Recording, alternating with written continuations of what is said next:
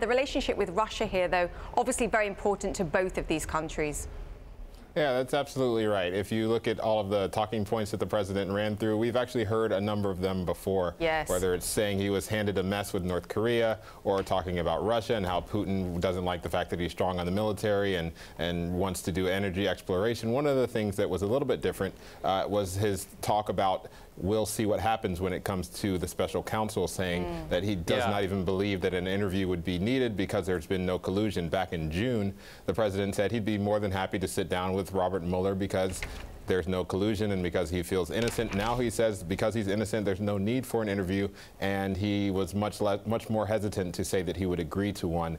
Now that it seems more and more likely, based on these reports, that Robert Mueller is getting closer to wanting to sit down with the president. He said he talked to his lawyers about it, but definitely did not have that sort of open expression of, you know, I'd be more than happy to sit down because I have nothing to hide. So that was a little bit of a different tone that we've heard from the president versus what he said in the past. Most of the rest of the press conference was very similar to some of the things he said before. Yeah, Toluse, I wanted to ask more about the Mueller comment. Prior to this, what has been the official line from the White House when asked about the possibility of Trump sitting for that interview? Yeah, the White House has said over and over that, on one hand, that they don't believe that the investigation is warranted because they have done nothing wrong and the campaign has not colluded with the Russians, but at the same time, they're more than happy to cooperate with the investigation so that it could reach a full and fair and swift conclusion. So those are the two talking points that we've heard from the White House.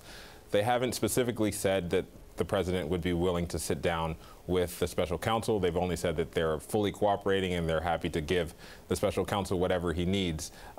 But the president, when he was asked about this last year or over the summer, seemed to sort of break away from that and go a little bit further than what his aides were saying when he said that he'd be more than happy to sit down with Robert Mueller.